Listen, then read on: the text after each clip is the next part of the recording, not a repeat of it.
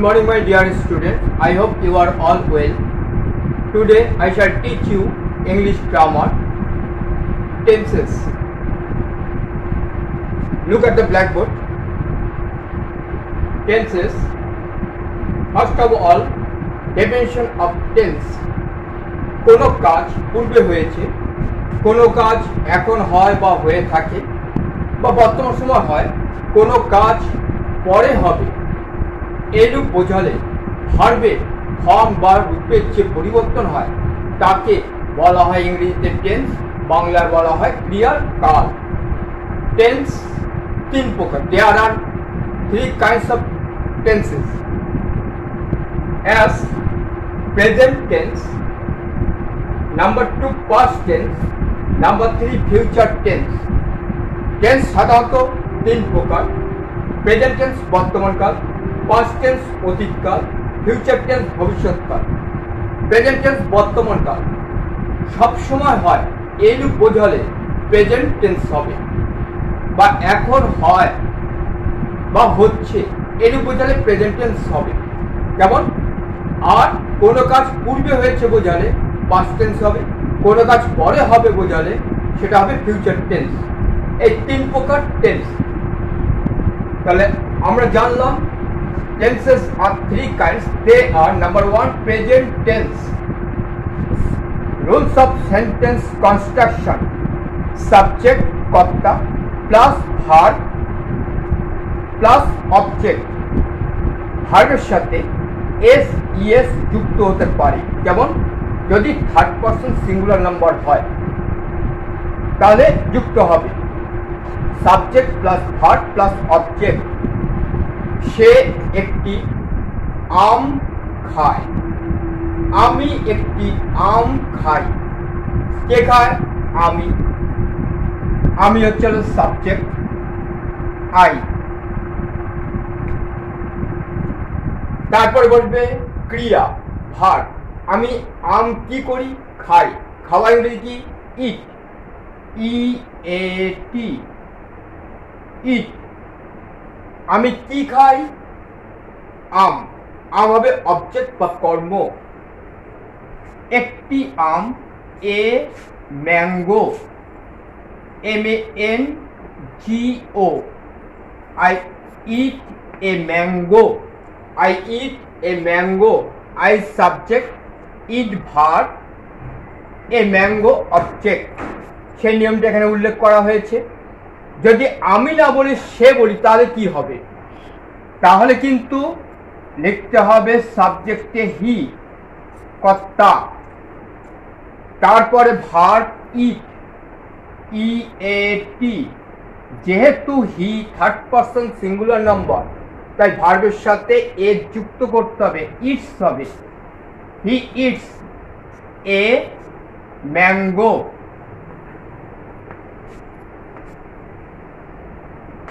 He eats a mango। কেমন? Next past tense, অতীতকাল। কোনো কাজ পূর্বে হয়েছে এরূপ বোঝালে ভার্বের পাস্ট টেন্স হয়। আমি একটি আম খেয়েছিলাম। সেন্টেন্স কনস্ট্রাকশন নিয়ম হবে subject plus verb, past tense হবে প্লাস অবজেক্ট হবে। কেমন? তাহলে এবার আমরা এটার ক্ষেত্রে আমরা লিখব, কি লিখব? সে একটি আম খেয়েছিল, আমি একটি আম খেয়েছিলাম।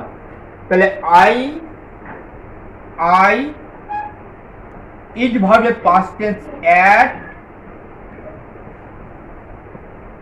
এ ম্যাঙ্গো, MANGO।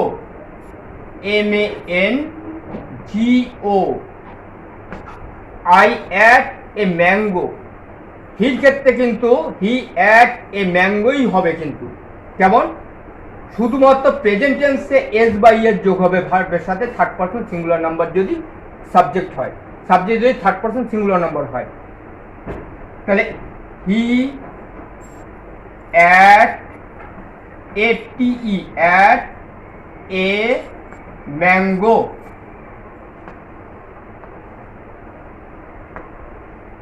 নেক্সট আসছি ফিউচার টেন্স। কোনো কাজ পূর্বে হয়নি, এখনো হচ্ছে না, পরে হবে, এরূপ যদি বোঝায় তাহলে ভার্বের ফিউচার টেন্স হয়। আমি আগামীকাল একটি আম খাবো, তাহলে সাবজেক্ট বসবে, অক্সিলারি ভার্ব বা হেল্পিং ভার্ব বসবে। এখানে অক্সিলারি ভার্ব হচ্ছে হলো শ্যাল, উইল। তারপরে বসবে মেইন ভার্ব, মেইন ভার্ব প্রধান ক্রিয়া। তারপরে বসবে অবজেক্ট। আমি আগামীকাল একটি আম খাবো। কে খাবে? আমি, আই সাবজেক্ট। কি করব? খাবো। আয়ের পরে অক্সিলারি ভার্ব শ্যাল বসবে ভবিষ্যৎ বোঝাতে। তারপরে বসবে main verb eat, e a t eat. তারপরে বসবে অবজেক্ট একটি আম, a mango, I shall eat a mango. আগামীকাল বলেছি তাহলে টুমরো লিখতে হবে শেষে। Tomorrow, t o m o double r o ডাব্লিউ। I shall eat a mango tomorrow. আমি, আমরা, আই, উই, এর সাথে অক্সিলারি ভার্ব শ্যাল হবে। কেমন? আর বাকি সবার সাথে তুমি, তোমরা, you, say, he, say, C, ইহা, ই, তাহারা, দে। যদি কোনো ব্যক্তির নাম বোঝায়, যেমন রাম, প্রভৃতির সাথে উইল হবে কিন্তু। এবার তোমাদেরকে উদাহরণটা দেওয়া হচ্ছে, উদাহরণটা উপরে লিখে দেওয়া হচ্ছে। Subject plus auxiliary verb, auxiliary verb plus main verb, MV লিখলাম সংক্ষেপে, প্লাস অবজেক্ট। আমি একটি আম খাবো আগামীকাল। আমি খাবো একটি আম আগামীকাল, এইভাবে সাজাতে হবে। I shall eat a mango আগামীকাল, টুমরো।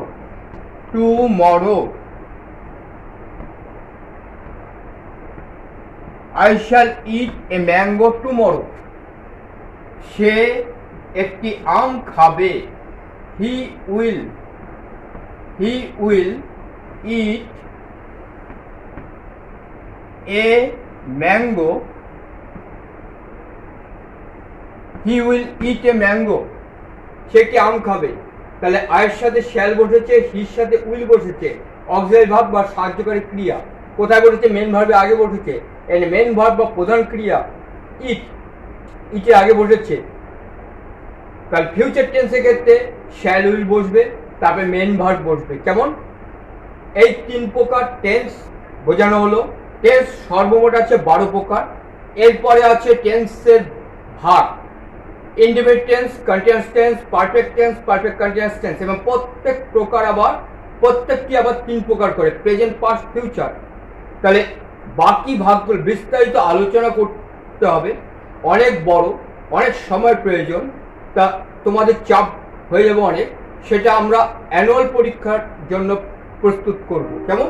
অ্যানুয়াল পরীক্ষার জন্য সিলেবাসে রাখা হচ্ছে। তা সেই পরে প্রতিটি ক্লাসে বিস্তারিত আলোচনা করে তোমাদের টেন্স সম্পূর্ণটাই বুঝিয়ে দেওয়া হবে। এই পরীক্ষার জন্য তোমাদের সিম্পল টেন্স 3 প্রকার, প্রেজেন্ট, পাস্ট, ফিউচার করতে হবে। পড়াটা বুঝিয়ে দেওয়া হলো, তোমরা ভালো করে পড়াটা পড়বে। টেন্স কাকে বলে, 3 প্রকার টেন্সের উদাহরণ, সংজ্ঞা। কেমন? এবার আমরা চলে যাব কম্প্রিহেনশন টেস্টে। এখন আমরা ইংলিশ গ্রামার বুকে 383 পৃষ্ঠা 4 নম্বর কম্প্রিহেনশন টেস্ট পড়ব। তোমরা বই ফলো করো। দেখো, once upon a time Vidyasagar was traveling in a train. কোনো এক সময় বিদ্যাসাগর রেলগাড়িতে চড়ে যাচ্ছিলেন বা বেড়াচ্ছিলেন। When he got down from the train, he found a young man shouting for coolie, and he was unable to carry his handbag. যখন তিনি train থেকে নামলেন বা রেলগাড়ি থেকে যখন তিনি নামলেন, তখন তিনি দেখলেন যে এক যুবক কুলিকুলে বলে চিৎকার করছে। তার হাতে রয়েছে একটা ব্যাগ। সেই ব্যাগটা তিনি বহন করতে পারছিলেন না বা অক্ষম ছিলেন। Vidyasagar was standing near by. Vidyasagar মহাশয় কাছাকাছি দাঁড়িয়েছিলেন। How much will you take, ask the man taking Vidyasagar for a coolie. বিদ্যাসাগরকে কুলি বলে মনে করে সেই ব্যক্তি, সেই যুবক বললেন যে আপনাকে কত দিতে হবে, আমার এই ব্যাগটা আপনি বহন করে নিয়ে যাবেন। Whatever you please, replied the pandit. Pandit Vidyasagar মহাশয় বললেন, যা খুশি দেবেন। And taking the hand bag went on. তিনি সেই হাত ব্যাগটা নিয়ে পথ চলতে শুরু করলেন। When he reached the house, he handed over the bag to its owner and went away. যখন তিনি সেই যুবকের গৃহে পৌঁছালেন, তখন তাকে ব্যাগটা দিয়ে তিনি ফিরে চললেন। He did not take anything when asked to do so. তাকে যখন পয়সা দিতে চাওয়া হলো, তিনি কিন্তু সেই পয়সা নিলেন না। The young man soon found out who the carrier of the bag was. সেই যুবক অল্প দিনের মধ্যেই জানতে পারলেন যাকে তিনি কুলি হিসাবে মাল বহন করিয়েছিলেন, সেই ব্যক্তি আসলে কে। He was ashamed of his conduct and learned a useful lesson of self-help. তখন তিনি তার আচরণের জন্য তিনি লজ্জা পেলেন এবং তিনি স্বাবলম্বনের শিক্ষা লাভ করলেন। এবার কোশ্চেন দেখো, এ number, complete the following sentence. নিচের বাক্যগুলো সম্পূর্ণ করতে হবে। Number 1, when the man was shouting for a coolie, Vidyasagar ওয়াজ, যখন সেই যুবক কুলি বলে চিৎকার করছিলেন, তখন বিদ্যাসাগর ছিলেন কোথায়? তোমরা প্যাসেজ থেকে এটা বের করে লিখবে। কাছাকাছি দাঁড়িয়েছিলেন। তাহলে তৃতীয় লাইনে পাচ্ছ standing near. Standing near by, নিকটে ছিলেন, নিকটে দাঁড়িয়েছিলেন। Number 2, Vidyasagar taught the young man a lesson of. Vidyasagar যুবককে শিখেছিলেন কিসের পাঠ? স্বাবলম্বনের পাঠ শিখিয়েছিলেন, সেলফ হেল্প। তাহলে 2 নম্বর ড্যাশে বসবে self help. B number, write T for true statements and F for false one. True false লিখতে হবে, সঠিকটির পাশে টি লিখতে হবে, আর যেটা ভুল আছে তার পাশে এফ লিখতে হবে। Number 1, Vidyasagar refuse to carry the bag to the house of the man.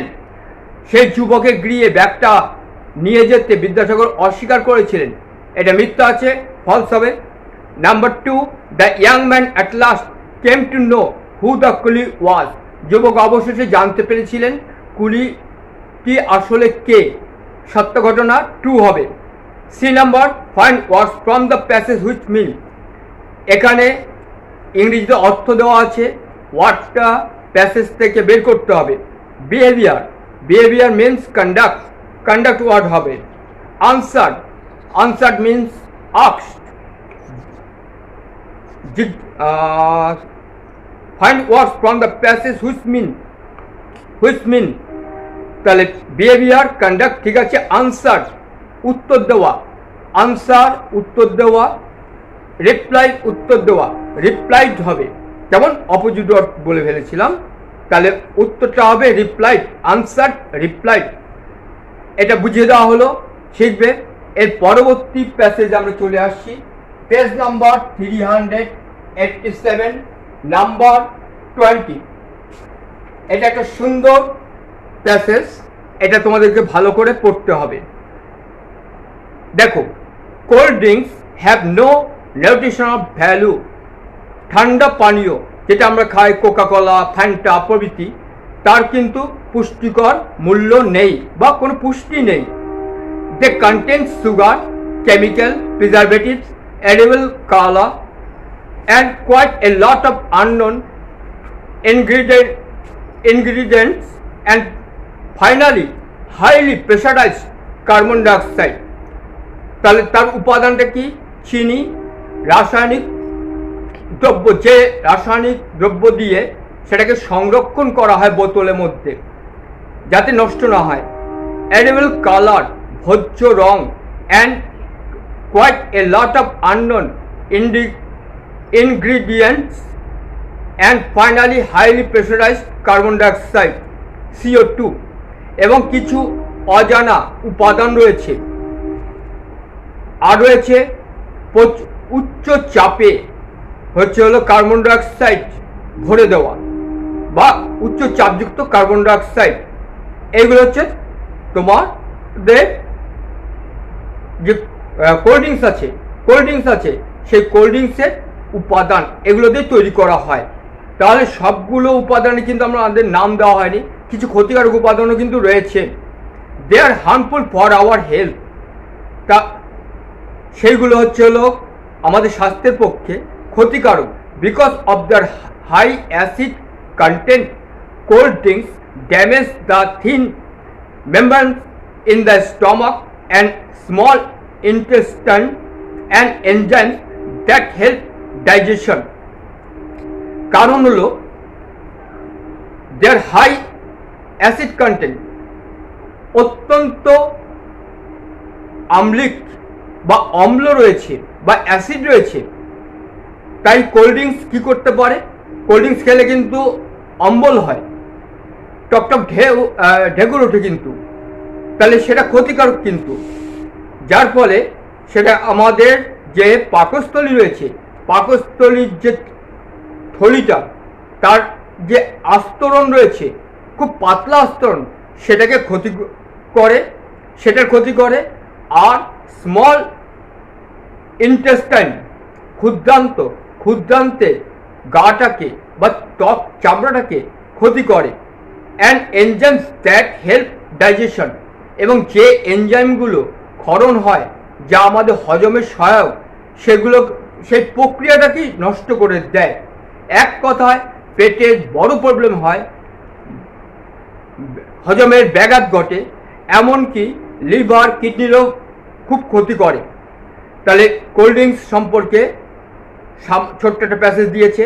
এবার complete the following sentence with information from the passage. A number বলছে যে উপরে প্যাসেজ থেকে তথ্য নিয়ে শূন্যস্থান পূরণ করতে হবে। Number 1, cold drinks are made of. Cold drinks তৈরি করা কি কি উপাদান দিয়ে? তাহলে ফার্স্ট লাইনের লক্ষ্য করো, ফার্স্ট লাইন। সেকেন্ড সেন্টেন্স, প্রথম লাইনের দ্বিতীয় সেন্টেন্স, দে কন্টেইন সুগার, কেমিক্যাল থেকে শুরু করে হচ্ছে কার্বন ডাইঅক্সাইড পর্যন্ত, এটুকু তোমাদের অ্যান্সার হবে, ড্যাশে লিখতে হবে। কেমন? 2 number, cold drinks are responsible for damaging. কি ক্ষতি করার জন্য দায়ী? কোল্ড ড্রিঙ্কস, তৃতীয় লাইন থেকে শুরু হচ্ছে, cold drinks damage the thin membranes in the stomach and small intestine and enzymes that help digestion. এটুকু থেকে উত্তরটা বেছে নিয়ে লিখতে হবে। কেমন? Cold drinks are responsible for damaging, তোমাদের লিখতে হবে the thin membranes in the stomach and small intestine and enzymes. এইটুকু তোমাদের উত্তর লিখতে হবে এখানে। 3 number, enzymes are helpful for. Enzyme হলো কিসের উপকার করে? হজমের। হেল্পফুল ফর ডাইজেশন ওয়ার্ডটা লিখতে হবে। B number, find out the words from the passage which mean the following. অর্থ দেওয়া আছে ইংরেজিতে, ওয়ার্ডগুলো বার করে লিখতে হবে। Number 1, B1, fit to be eaten, তাহলে সেটা হবে এডিবল, ভোজ্য, খাওয়ার উপযুক্ত, তাকে বলি আমরা ভোজ্য, এডিবল। নট নোন, যেটা জানা যায় না, অজানা, সেটা হবে আননোন হবে, অপোজিট ওয়ার্ড করে লিখলেই হয়ে, নোনের অপোজিট ওয়ার্ড আননোন হবে, নট নোন, আননোন। কেমন? তাহলে এই প্যাসেজটা তোমাদেরকে বুঝিয়ে দেওয়া হলো, তোমাদেরকে পড়তে হবে। আমরা আর ক্লাস পাচ্ছি না, ট্রান্সলেশনগুলো তোমাদেরকে দেওয়া হয়েছে, আশা করি তোমরা পড়ছো। ওর থেকে কিছু ট্রান্সলেশন বেছে তোমাদের গ্রুপে সেন্ড করে দেওয়া হবে।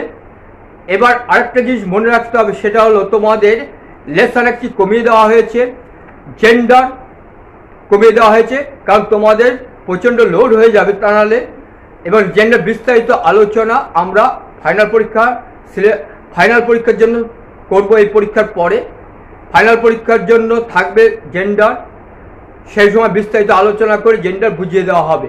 তাহলে এই পর্যন্তই তোমাদের পড়া ক্লাস আজকে শেষ হয়ে গেল। এখন তোমরা বাড়িতে ভালো করে পড়ে পড়াগুলো সব তৈরি করবে, কেমন? এরপরে লাইভ ক্লাস হবে, রুটিন দিয়ে দেওয়া হয়েছে, তোমরা লাইভ ক্লাসে অ্যাটেন্ড করবে। এখানে ক্লাস শেষ করছি, সবাই সুস্থ থেকো, ভালো থেকো।